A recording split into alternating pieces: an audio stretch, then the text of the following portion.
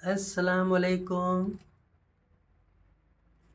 आज मेरे आने का मकसद ये है how to care children from the cold flu and chest infection, यानी कि बच्चे को कोल्ड फ्लू चेस्ट इन्फेक्शन से कैसे बचाया जाए। जैसे कि आप लोगों को पता है कि अभी विंटर सर्दियों की मौसम है, ठीक है। तो सर्दियों के मौसम में तो वैसे ही नज़ला होता है, ज़ुकाम होता है, खांसी होती है, फ्लू होता है। तो अभी बच्चे को कैसे बचाना है, तो उसके लिए एक तो ये है कि बच्चों को गर्म रखें, उसके हाथ, पाँव, सर, इसको सॉफ्ट और गर्म कपड़े में लपेट के रखें और रूम टेम्परेचर जो है ना 20 से 26 सेंटीग्रेड का होना चाहिए, लेकिन ज़्यादा भी नहीं। देखिए, ज़्यादा अगर गर्म का हो जाएगा कमरा तो बच्चे को फिर भी नुकसान हो सकता है। और दूसरी बात यह है कि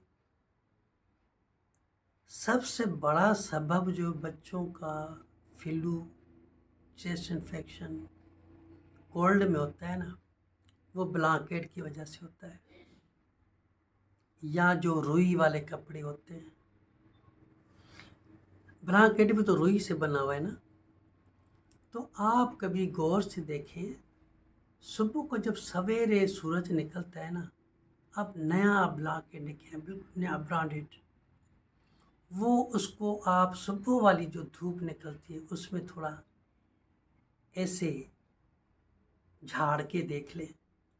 जब उसे झाड़ के देख लेंगे तो उसमें से रुई निकलेगी, आपको नज़र आएगी, लेकिन सुबह वाली धूप में, बाद वाली में नहीं, ठीक है। तो वो जो रुई है वो निकलती है, उसके जो पार्टिकल्स निकलते हैं, बच्चा नाक के थ्रू या मुंह के थ्रू इनहेल करता है, तो फिर फ्लू भी होता है, जुकाम होता है, नाक बंद हो जाता है, गला ख़राब होता है। फिर रुई जब चेस्ट के अंदर चली जाती है तो चेस्ट इन्फेक्शन होता है, फिर उसके बाद नमूनिया भी हो सकती है। तो पहली बात तो सुबह को आप बच्चे को थोड़ा धूप में भी बिठाया करें, सुबह वाली धूप, देर से नहीं।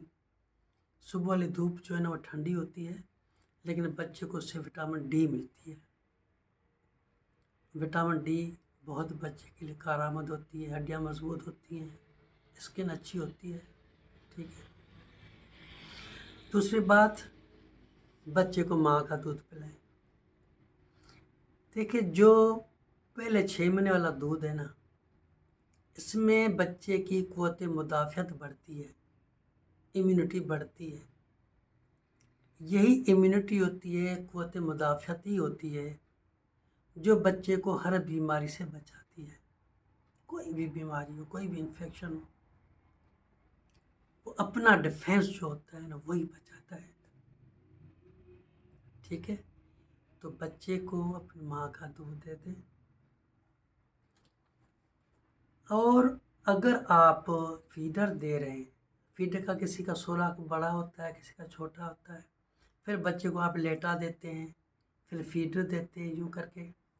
तो जब फीडर वो देता है तो बच्चा सांस भी लेता है, तो जो बड़ा खुराक होता है उससे दूध ज़्यादा निकलता है अंदर, तो बच्चा उसको सांस भी लिया होता है, तो फिर वो इनहेल कर जाता है, तो वो दूध जो है फेफड़ों की नाली में चला जाता है, ठीक है, सीधा लंग्स में चला जाता है। तो फिर वही चेस्ट इन्फेक्शन होगा, फिर वही नमूनिया हो जाएगी। तो नमूनिया बहुत तकलीफ़देह होती है, बच्चे को तकलीफ़ अलहदा होती है, आप लोगों को तकलीफ़ अलहदा होती है, दवाइयाँ अलहदा खर्च होते हैं, ठीक है। तो कोशिश करें माँ का दूध ही पिलाते रहें। अच्छा, दूसरी बात ये कि कुछ औरतों का ये कहना होता है हम फीडर इसलिए दे रहे हैं कि हमें दूध नहीं है। देखें, इस बात को